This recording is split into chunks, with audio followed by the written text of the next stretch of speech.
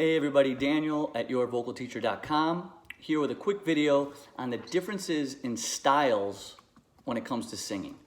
And it all depends on where you put those styles in your own vocabulary. So if we're going to talk pop, okay, pop singing in the sense of a Justin Bieber or a Justin Timberlake, that singing is really, it's an unsupported way of singing that comes from back in the day, and I'm an old guy with a slick new haircut. Oh, this bird's going crazy. And so basically, calm down, birdie. So the differences are this. In pop singing, it comes from, back in the day, they called it crooning. Yeah, and it was different than classical singing, which had been the original type that came over. Or even gospel singing that's like shouting. It's much more supported. Crooning is an unsupported tone. So what I mean by that is if I'm speaking to you, I'm really not speaking in support. And some people do speak with really good support. I have friends that you could hear them across a bar talking because they just support their voice all the time.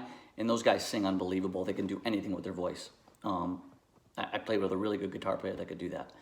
But anyway, kind of unsupported, talking with my throat. As you can tell, I run out of breath because I'm really horrible at that.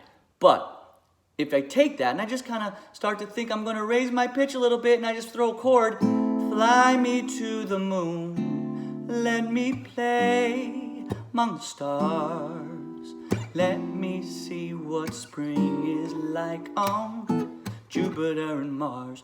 That is a type of singing that's crooning. It's unsupported. It's like speech, and then you're going to a pitch. And that's why sometimes you'll see, like, people say, well, classical singers can't sing pop. They can, but they're just so used to supporting their voice that they don't ever sing in that style. And to be honest with you, I've sang in a lot of corporate and wedding bands, and I used to sing a lot like that, and I still have to for those tunes, like a Justin Timberlake tune, like a, I can't wait to get you on the floor, good looking. Going out so hot, just like an oven. I'll burn myself, just had to touch it. But that's alright, she's all mine. Hey, baby. Another example, one of a couple of the wedding bands I sing with, we always have to do that.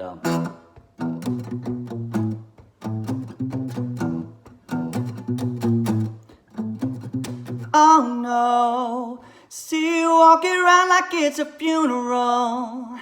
Not so serious, girl, while your feet go. We just getting started, don't you tiptoe, tiptoe.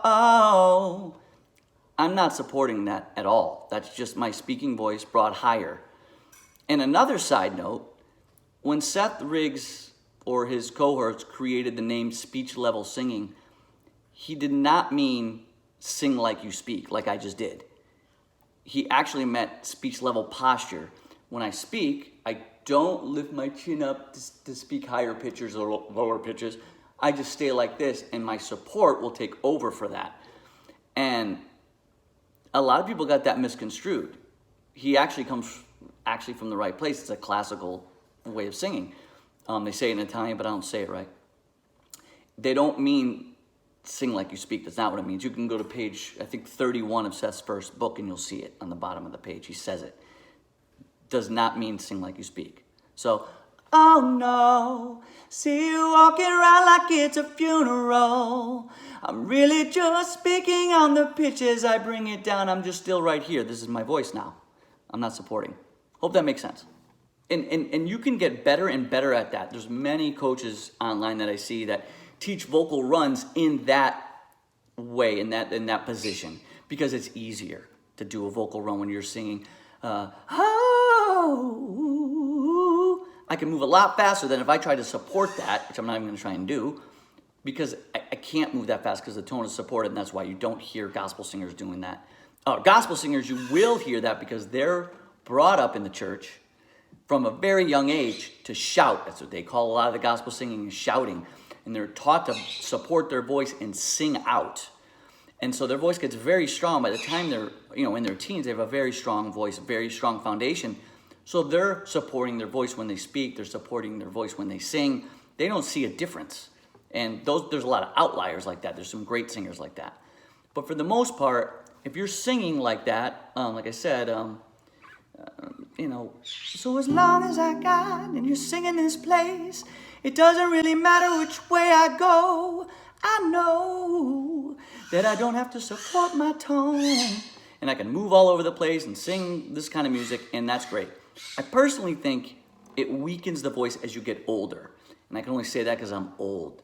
And I saw that happening to myself, so I went back and took some classical lessons. And I actually took gospel singing lessons from a lady named Georgia Lewis back in like 98, no, maybe in like 97, 96. And, if I came in there singing like that, off the voice, she smacked me. She would be like, no, you got to shout this. And she was look her up, Georgia Lewis. She was really cool. But anyway, I come back to this. So if you think singing like that, in that, hey, fly me to the moon, let me play, as I said, no matter where I go, I can sing this song. And got a lot of distractions going on over here. You're not going to be able to sing, you're not going to be able to turn around and sing with the same coordination journey going, whoa, whoa,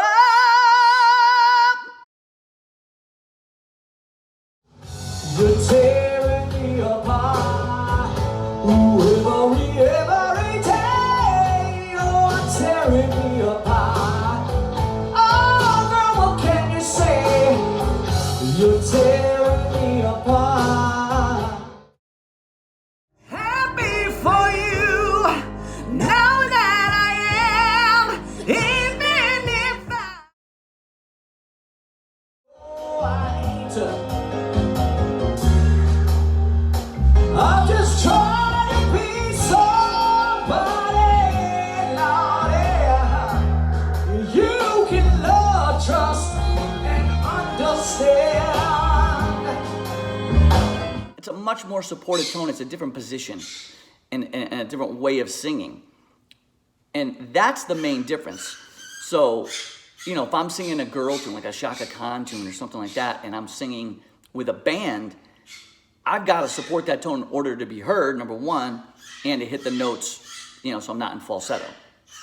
The other thing is, you'll be in for a rude awakening if you start playing in bands, or maybe you play acoustic guitar and you play acoustic sets at a restaurant, and then you go play sets with a band at night in a club. Big difference. When I'm singing in restaurants, I'll be singing, I've been really trying, baby, trying to hold back this feeling for so long. And I could sing like that all night long, no matter where I go, but it's going to be the high notes are going to be in falsetto. I've been really trying, sugar, trying to hold back this feeling. Oh, if you feel like I do, come on, sugar. Maybe reached a little bit. You see my chin reach up because you have to for that style of singing, that crooning style. When I go sing with the band, it is a much more connected tone. I'm supporting the voice a little bit differently, a lot differently on the high notes, and a little bit differently on the lower notes, knowing that I got to go to the high notes. If I go a million miles away, I want you to know that if I go a million miles away, I'd write a letter. And I've got to be heard.